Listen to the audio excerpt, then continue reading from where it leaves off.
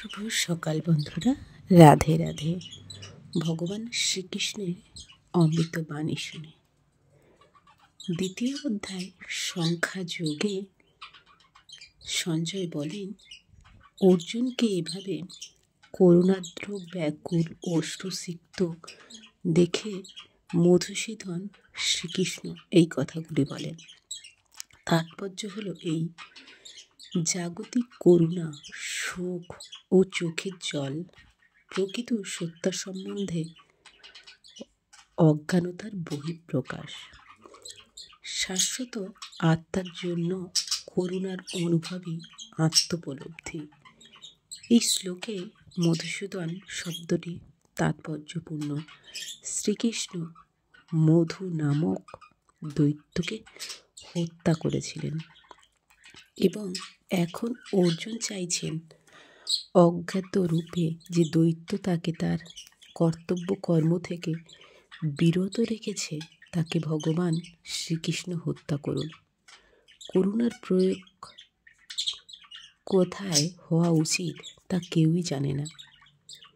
যে মানুষ ডুবে যাচ্ছে তার পরনের কাপড়ের প্রতি করুণা প্রদর্শন করাটাই নিতান্ত অর্থহীন।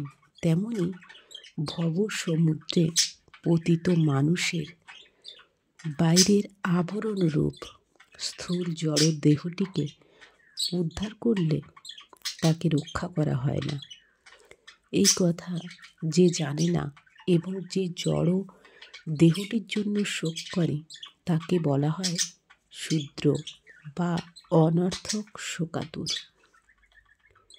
অর্জুন ছিলেন ক্ষত্রিয়, তাই তার কাছ থেকে এই ধরনের আচরণ ছিল আশাতীত।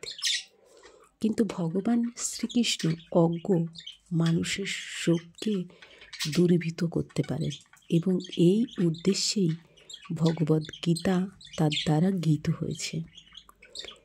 এই অধ্যায়ে জড়দেহ ও চেতন আত্মা সম্বন্ধে আত্মতত্ত্ব উপলব্ধির বিষয় পুঙ্খানুপুঙ্খ বিশ্লেষণের মাধ্যমে উপদেশ প্রদান করা হয়েছে, যা পরম নিয়ন্ত ভগবান শ্রীকৃষ্ণ বিশদভাবে আলোচনা করেছেন।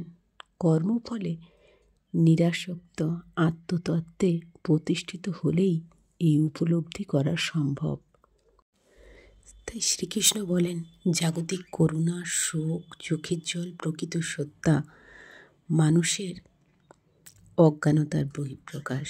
মানুষ অজ্ঞ, তাই জাগতিক শরীর বা এই জাগতিক মায়া, প্রেম, ভালোবাসা এগুলোই তার আত্মতৃপ্তি হতে বা তার এই আপন পর এই বোধ থেকে তাকে সন্তুষ্টি উপলব্ধি করার